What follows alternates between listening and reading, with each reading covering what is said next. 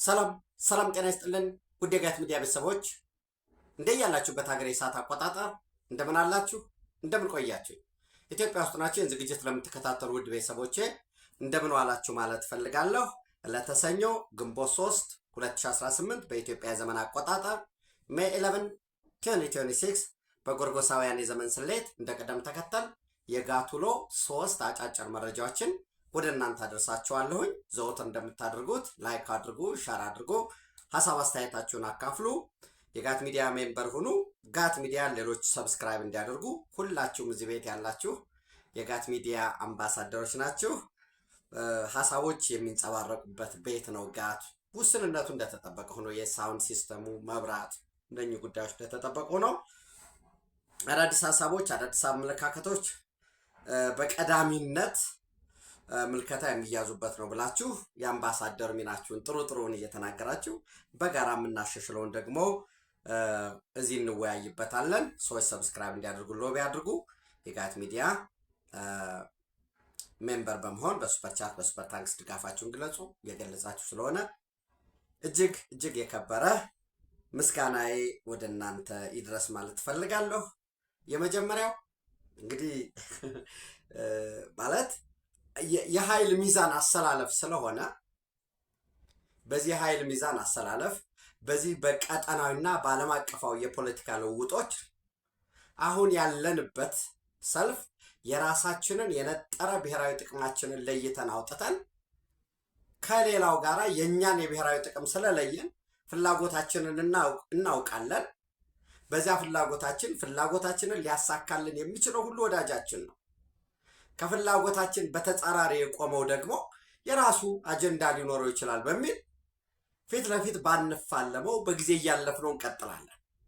በዛ ሂደት እንደምታውቁት ሁለት ኃይሎች አሉ። አንደኛው ኃይል ትናንት የነበረው ዛሬ መቀጠል አለበት፣ ለወደፊቱም ትክክለኛው እሱ ነው የሚል ኃይል አለ። ሬዚስተንት ፎርስ የሆነ በተለይ በመካከለኛው ምስራቅ በዚህ በቀይ ባህር ቀጠና በአፍሪካ ቀንድ ያለው በነበረው ስታተስኮ መቀጠል አለበት።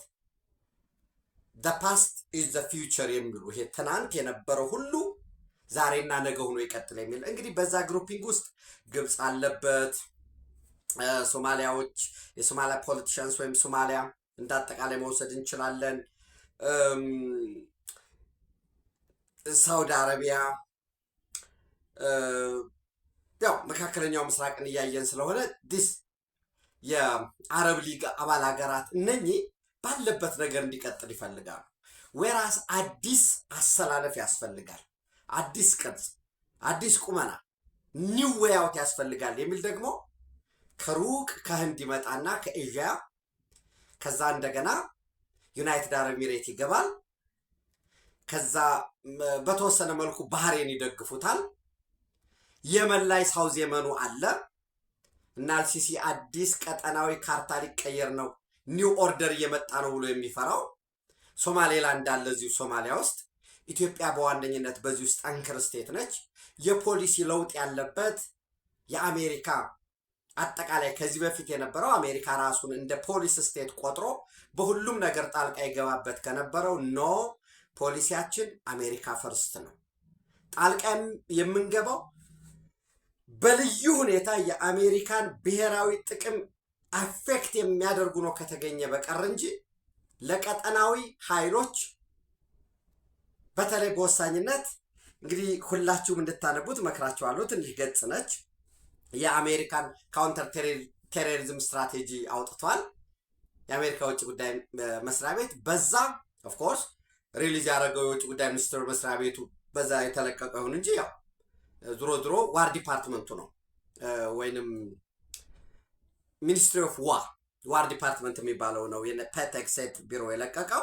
ስለዚህ በአፍሪካ ቀንድ በዚህ በቀይ ባህር ቀጠና የዋነኝነት የጸረ ሽብር አጋር ኢትዮጵያ ሆና ትቀጥላለች። የተለዩ የየመኑ ሀውቲ፣ ሶማሊያ ውስጥ ያለው አይኤስአይኤስ የአልቃይዳ ሊንክድ የሆነው በተለይ ሶሪያና ኢራቅ ላይ ከፈረሰበት በኋላ እዚህ በቀይ ባህር ቀጠና መሽጓል፣ አልሸባብን ጨምሮ አይኤስአይኤስ አፍሌትድ የሆነው ብሎ ያስቀምጣል። ይህንን መፋለም በወሳኝነት ለኢትዮጵያ የተሰጠ ነው።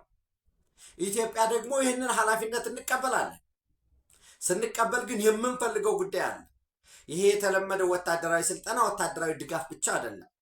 ለጋራው ለሸለቆ እናንተ ሙቱ ቀይ ባህር ግን አይመለከታችሁም የሚባለውን ይሄ ቆየውን ዘልማዳዊ ሁኔታ አንቀበልም። ከኦልሞስት ለ20 ዓመት ማለት ትችላላችሁ በስደት ከነበረው ከናይሮቢ ከኳታር የተወሰነውን ከሳውዲ አረቢያ የነበረውን የሶማሊያ መንግስት ወደ ሞቃዲሾ ያመጣ ነው እኛ ነን። በዋርሎርድ የነበረው ኢትዮጵያ ነች በወሳኝነት በቀዳሚነት። በኋላ ያለው አሚሶም፣ ከዚያ ያለው ደግሞ አትሚስ፣ ከአትሚስ ደግሞ እሱ አልቆ አሁን ደግሞ አውሶም ላይ የአፍሪካ ዩኒየን ሰፖርት ኤንድ ስታቢላይዜሽን ሚሽን ላይ ደርሷል። በዚህ ሁሉ ኢትዮጵያ ነች። ኢትዮጵያ ሀገሩን ጠንካራ ስታደርግ በቀጠናው ላይ የነበረውን ይሄ ዋርሎርድን ተፋልማ ስታስተካክል ግን ሌሎች ለፍላጎታቸው ከፓኪስታን ጀምሮ ወይም ሲያክሰስ በሊዝ እፈልጋለሁ ስትል ኢትዮጵያ ግን የለም የሚል ከቅርብም ከሩቅም ነው የተባበረው። ሰውኛ እዛ ምን ሞቶ ታዲያ ለምንድን ነው? ለናሽናል ኢንተረስታችን የማያስጠብቅልን ከሆነ ድንበር ላይ ሆኖ መጠበቅም እኮ አንድ ነገር ነው። ዝሮ ይሄ የተለወጠ ቀጠና አለ። በዚህ የተለወጠ የኃይል አስተላለፍ ውስጥ ኢትዮጵያ የያዘችው አካሄድ ትክክለኛ ስለሆነ ከጎኗ እየተሰለፉ ያሉ ሀያላን ብዛታቸው ከፍ እያለ ነው ከቀን ከቀን። እስራኤል ከኢትዮጵያ ጎን ነች። ዩናይትድ አረብ ኤሚሬት ከኢትዮጵያ ጎን ነች። ባህሬን ከኢትዮጵያ ጎን ነች። ህንድ ከኢትዮጵያ ጎን ነች።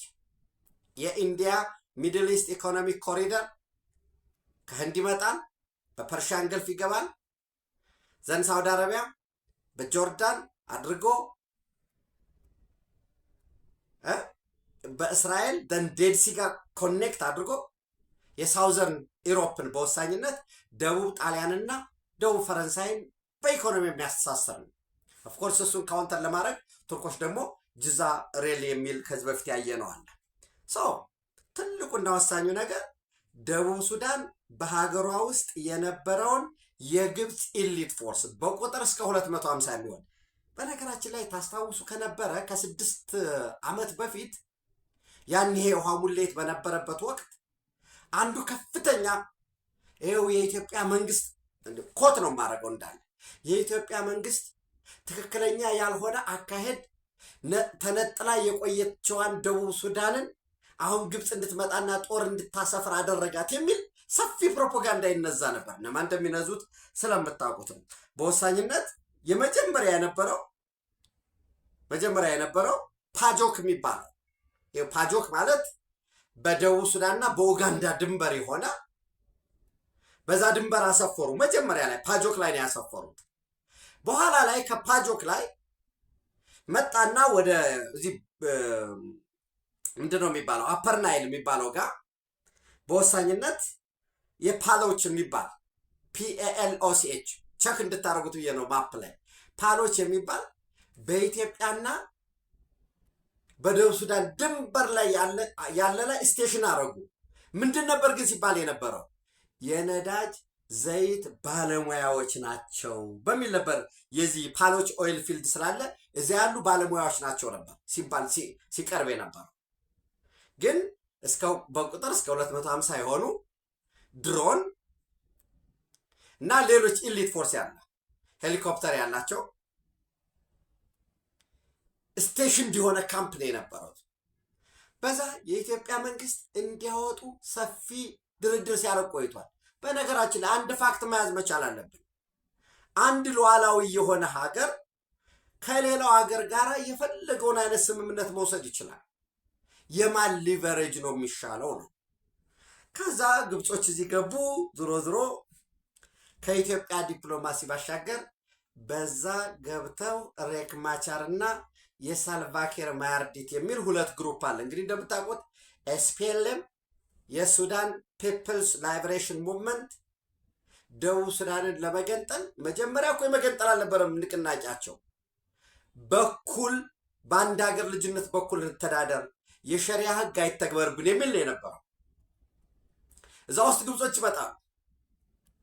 ጥቁሮችን የመጨቆን የሸሪያ ህግ ነው መተግበር ያለበት፣ እኛን አይመስሉም ወዘተረፈ የሚል ሊቢያዎች አሉ። በዛ ከሩቅ የሚመጣ የአረባይዜሽን አለ። ዳትስ ጉድ ባል ለራሳቸው ጉዳይ ሆኖ በዛ ወቅት ኤስፒኤልኤምን እነ ጆን ጋራንግን እነ ሬክ ማቻርን እነ ሰልቫኪር ማርዲትን ከፍተኛ አመራሩን በማሰልጠን ፓስፖርት በመስጠት ሁለንተናዊ አስተዋጽኦ ድጋፍ በማድረግ የኢትዮጵያ መንግስት በወሳኝነት የደርግ መንግስት አበርክቶ ከፍ ያለ ነበር። በዚህ የደርግ መንግስት አበርክቶ ለምንድን ነው ወደዚያ የተገባ? የምታውቁት ነው። እነሱ ፖርት ሱዳን ላይ ካርቱም ላይ ማሰልጠኛ ከፍተው ኤርትራን ለመገንጠል ያለ የሌለ ትብብር ነው። እንደምታውቁት በነገራችን ላይ ምጽዋን ሲቆጣጠሩ ደርግን አንድ የተጠቀሙት አካሄድ አንበባችሁት ከሆነ ምንድን ነው ያደረጉት? በአሶሳ በኩል መካናይዝድ ይዘን መጣን ምናምን ብለው አንጋጉ ያላቸውን። ያኔ ኤስፒኤልኤም እና ደርግ አብረው ነበሩ። ኤስፒኤልኤም እና ደርግ ወራስ ሻቢያ ቲፒኤልኤፍ የሱዳን ያኔ አልበሽር የነበረበት ከጀርባ ደግሞ ሰፋፊ ድጋፍ የተደረገለት ግብፅ ነበር።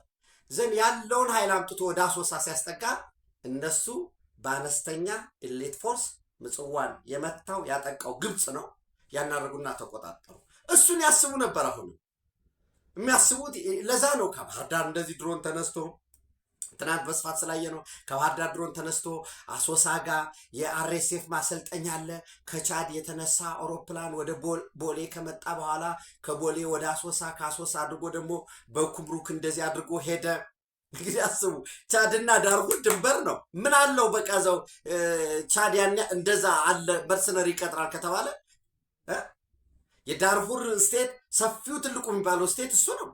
ማሰልጠኛ ማለት የሌለው እኮ ነው። አንድ ታጣቂ አገር ውስጥ ድንበር ከሌለው ወይ ሰፊ ይዞታ ከሌለው አንተ ውስጥ ልትሰጠው ትችላለህ። ይህ ሁሉ ምንድን ነው? የማጭበርበሪያ የማታለያ የመፈለግ ነው። ኤኒዌይስ ኃይል የመፈለግ ዞሮ ዞሮ ግብጾች በዚህ ከጁት ኤሪያ አፐር ብሉ ናይል ከመጡ በኋላ ፓሎች ኦይል ላይ እንደ ባለሙያ ተደርገው አሁን ትልቁ ነገር ምንድን ነው? ጁን 5 ላይ ወደኋላ ሚድል ኢስት ሞኒተር ላይ የምታስታውሱ ከነበረ ቸክ እንድታረጉት ነው።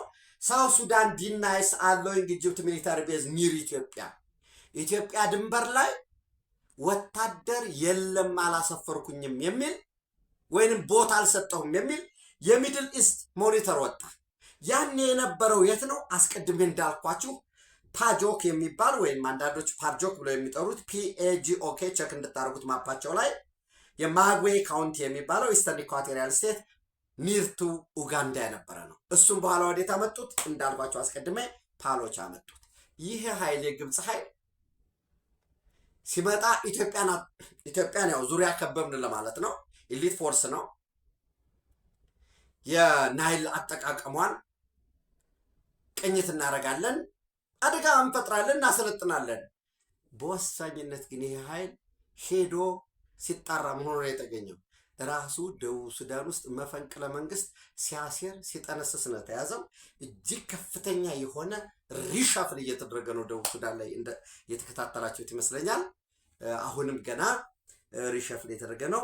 ከዚህም ባለፈ በኢትዮጵያ ሰፊ ዲፕሎማሲያዊ ጥረት ኢትዮጵያ በእስራኤል ጥረት፣ በዩናይትድ አረብ ኤሚሬት ጥረት፣ በኬንያ ጥረት እነዚህ በሙሉ ደግሞ ቀጠናዊ ኒው ኦርደር የሚፈልጉት ዲስረፕቲቭ የሚባለው ሄክሳጎናል በሚባለው ግሩፕ ምክንያት ከ4 ቀን በፊት የደቡብ ሱዳን መንግስት ሙሉ ለሙሉ ሚሊታሪ ቤዛችሁን ዘግታችሁ እንድትወጡ እስከዛሬ የነበረን ወታደራዊ ትብብር ተቋርጧል የሚል ትእዛዝ ሰጥቷል።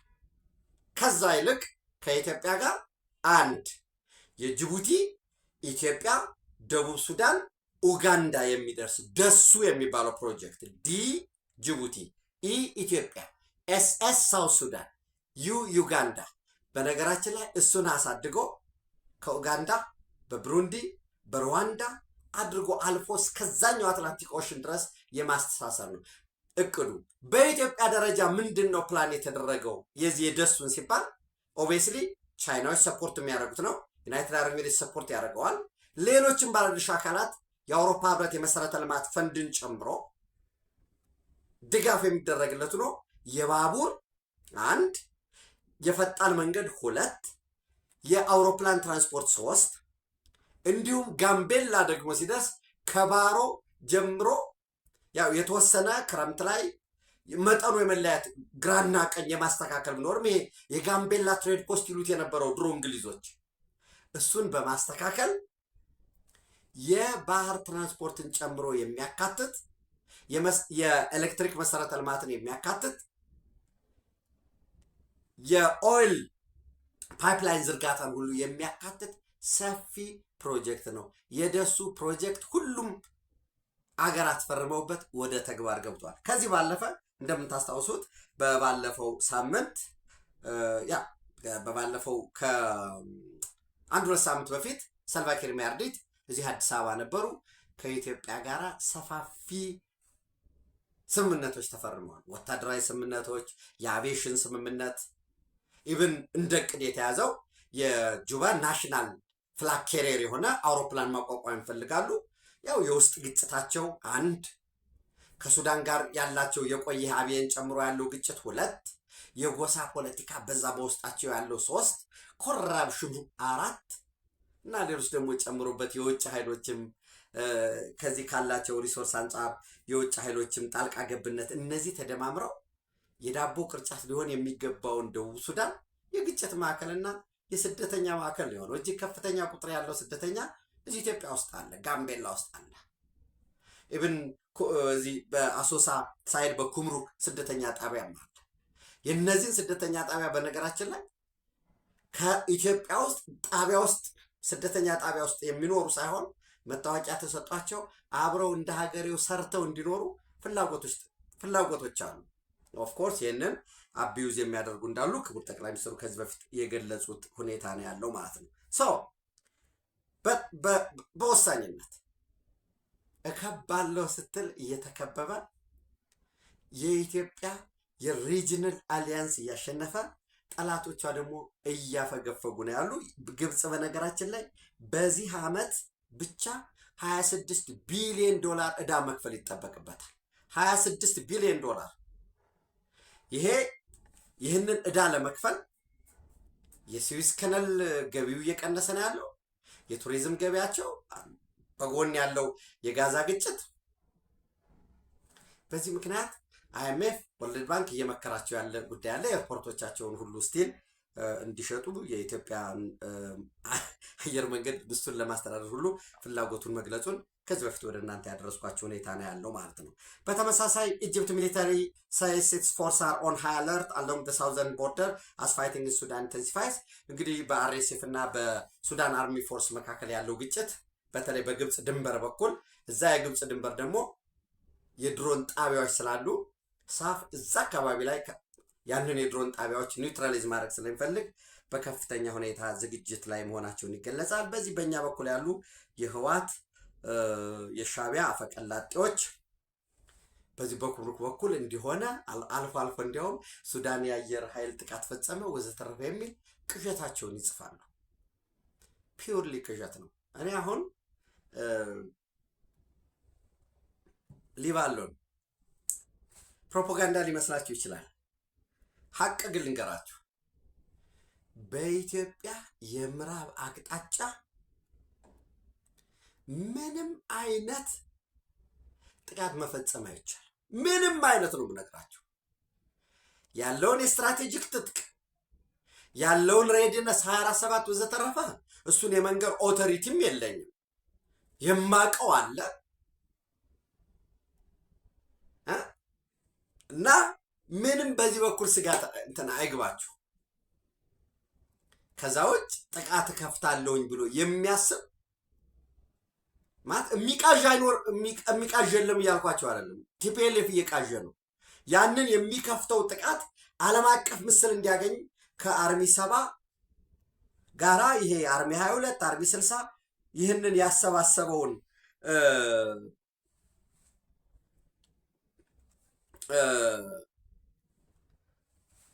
ፍላጎት አላቸው። ያ ግን እንደነገርኳችሁ በኢትዮጵያ መንግስት እጅግ ጥበብ በተሞላበት ሁኔታ እኔ ከልቤ ነው የምነግራችሁ። በነገራችን ላይ እንዲያው በቃ ካድሬ ስለሆንክ የመንግስት ደጋፊ ስለሆንክ እንዳትሉኝ፣ አዎ ነኝ ብዬ ወሰዱ። ይህን በታሪክ ፊት መዝግቡልኝ። ቲፒኤልኤፎች እኮ ብለው ያሰቡት ምንድን ነው? እነ ደብረ ጽዮን በቃ ይህንን መንግስት ፈንቅለናል ይህን አረግ ምናምን ሲባል የኢትዮጵያ መንግስት ተንደርድሮ ጥቃት ይፈጽማል። ዛቲስ ትራፕ ነው። ያን ግን አላደረገውም። የኢትዮጵያ መንግስት አላደረገውም።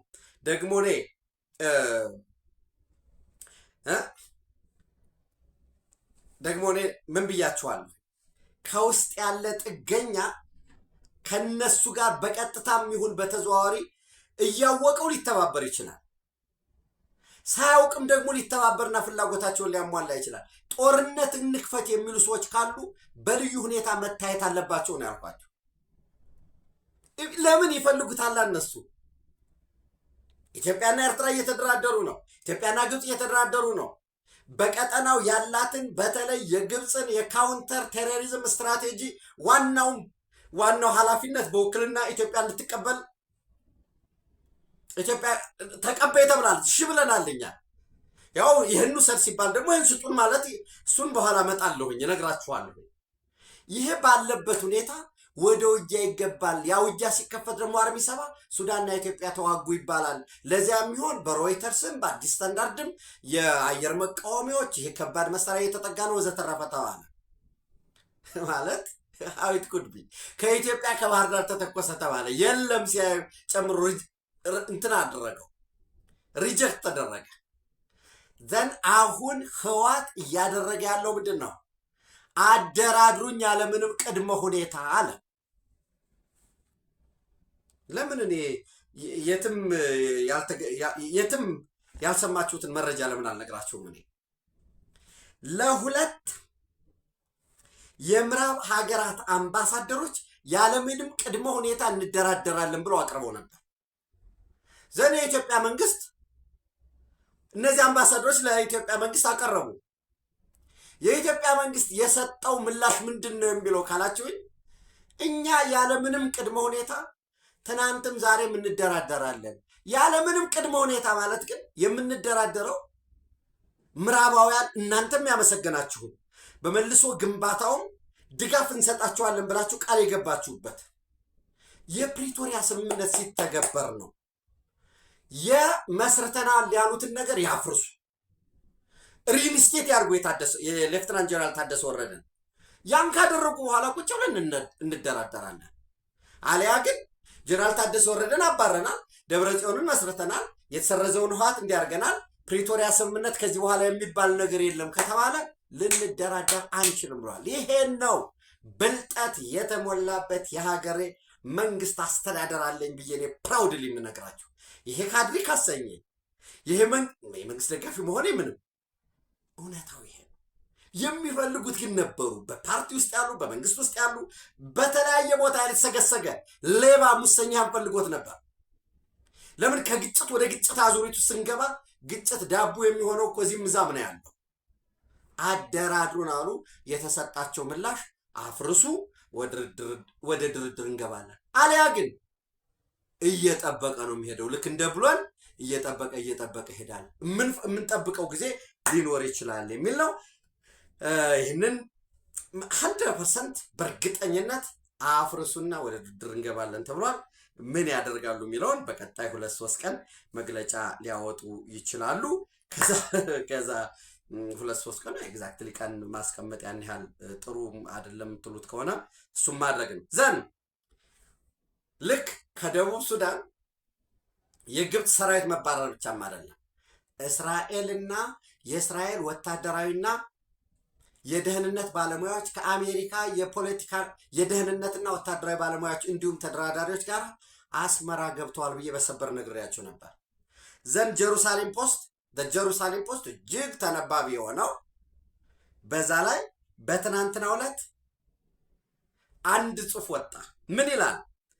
The Red Sea Assab and the possibility of reimagined Horn of Africa opinion አስተያየት ነው ይልና የኢትዮጵያ የቀይ ባህር ጥያቄ የኢኮኖሚ የመልማትና የመጠቀም እንጂ የጦርነት ፍላጎት አይደለም ይላል። ማን ይህን የሚለው? ዘ ጀሩሳሌም ፖስት። ኢትዮጵያዊ ነን የሚሉ የባንዲራው ስር ቁማርተኞች ግን ትናንት የኢትዮጵያ የቀይ ባህር ጥያቄ የሌሎች ሀገራት ጥያቄ ነው። ለምን እነሱ ያላፈሩበትን ለምን እኔ ያፍራለሁ? የዩናይትድ አረብ ኤሚሬት ጥያቄ ነው። የቢን ዛይድ ጥያቄ ነው። አንድ የቀረችው ካርድ ስላለች እቺ ካርድ ተመዛ ነው እያሉ ነበረ አፋቸውን ሲከፍቱ የነበሩት። ታሪክ ደግሞ ይመዘግባል።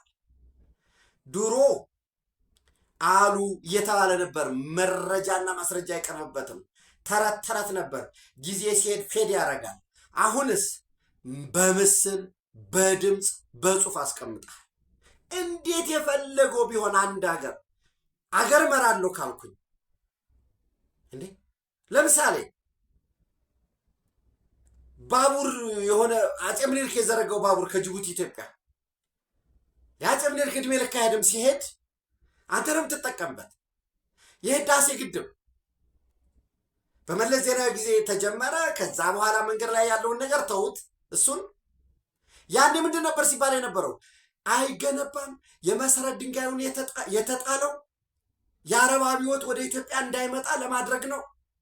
ዘንሄው ከ1000 በላይ መምህራን ነበሩ። ባህር ዳር ዩኒቨርሲቲ ፔዳ ኦዲቶሪየም እጄን አውጥቼ ግድቡ ይገንባ፣ ኃይል ካላመነጨም ጥጃ እናጠጣበታለን፣ የሩፋኤል እጄ እንዋኝበታለን አልኩኝ። ያው ከዛማ ትባላለህ፣ ምን ችግር አለ? ያን ያሉ ሰዎች በኋላ ላይ የህዳሴ ግድብ ተከራካሪ ሆነው መጡ።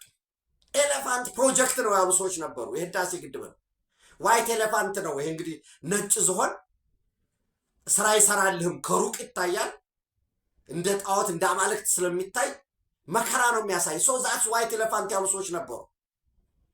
የኢትዮጵያ የአሰብ ጥያቄ ወየወደብ ወየባህር በር ጥያቄ መጠየቅ ከሩቅ በሽማይል አቋርጠው ከፈረንሳይ፣ ከጀርመን፣ ከቻይና፣ ከጣሊያን እራሱ በሽረይም ሲአክሰስ ምንድን ነው ሲሾር ያለው ሳውዲ አረቢያ እዚህ መጥቶ ኢሊት ፎርስ እኮ አለው ጅቡቲ ላይ።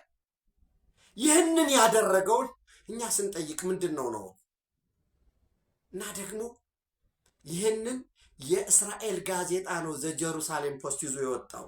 ምን ይላል? ኢትዮጵያስ ፑሽ ፎር ሬድ ሲ አክሰስ ሪፍሌክትስ ኢኮኖሚክ ነሰሲቲ።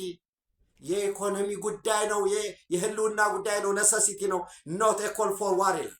ከዛ በኋላ ስለ አሰብና ኢትዮጵያ፣ ስለ ኢትዮጵያና ቀይ ባህር፣ ስለ ኢትዮጵያና ኤርትራውያን ያስሳል። በንጉሱ ዘመን በከፍተኛ ኃላፊነት ቦታ እንደነበሩ ዛሬም እንኳ ቢሆን ኢትዮጵያውያን ኤርትራውያንን እንደ ወገኖቻቸው እንደሚያዋቸው በጽሁፉ በምኑ ዘፈኑ ምኑ ኤቭሪቲንግ እኮ አንዳንዶቹ ዳህላክ ላይ ልስራ ቤት ብለው በኋላ ላይ ይሄ ጥያቄ ሲመጣ ለምን አጅቴት አላረጉም? ያው ለምን አላረክም አትለውም። እንግዲህ ራሱ ጉዳይ ነው እና ኢቭን ናው ይላል አሁን እንኳን ራሱን many Ethiopians continue to view Eritreans not as a permanent outsiders but as deeply connected kin whose separation was political not civilization። አሁን እንኳን ራሱን እንደ ራሳቸው ነው የሚያዩ።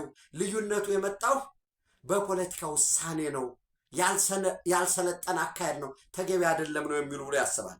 borders may divide governments but they do not erase generations of shared identity። መንግስትን ድንበሮች መንግስትን ሊለያዩ ይችላሉ፣ አስተዳደር ሊለያዩ ይችላል። በትውልድ በዘመን የመጣን የጋራ የሆነ ሸርድ አይደንቲቲ ሃይማኖት ሊሆን ይችላል፣ ቋንቋ ሊሆን ይችላል፣ አስተሳሰብ ሊሆን ይችላል፣ አለባበስ፣ ነገርን፣ ታሪክን የማየት እነዚህን በሙሉ ግን ሊያጠፉ ኢሬዝ ሊያደርጉ አይችሉም ይልና this historical reality matters profoundly when considering the future of the city of Assab, the Red Sea and the broader strategic trajectory of the Horn of Africa ይልና ሲጠቀለል ምን ይላል? አሁን ያለው አካሄድ ሊቀየርና በሊዝም እንኳን አግባብ ቢሆን ኢትዮጵያ የአሰብ ወደብ ባለቤት ልትሆን ይገባል ይላል። ይህንን የሚሉት እስራኤሎች ናቸው። የኛዎች ደግሞ ምን ይላሉ የሚለውን ስታዩት እጅግ በጣም አሳፋሪ የሆነ ነው። ሰው የአሰብ ወደብ ለኢትዮጵያ ይገባል፣ ኢትዮጵያ ቀይ ባህር ይገባታል የሚለው for Ethiopia access to the sea is not a luxury, it's a strategic necessity. With a population of exceeding 120 million people, one of Africa's oldest continuous civilizations, and rapidly expanding economy, Ethiopia's permanent landlocked condition creates severe economic and geopolitical vulnerabilities. ይሄ ሊቀየር ይገባል። አሰብ ለኢትዮጵያ መሆን መቻል አለበት። ይሄ በአግባቡ ሊዝን ጨምሮ ሊስተናገድ ይገባል ብሎ ያስቀምጣል። ተጨማሪ ሌሎች ጉዳዮች በተለይ ከመካከለኛው ምስራቅ ጋር የሚታዩ ወሳኝ የሆኑ መረጃዎችን በጋት ዕለታዊ ምሽት ወደ እናንተ አደርሳለሁ። ኢትዮጵያ በክብር ለዘላለም ትኖር። ታንክ ዩ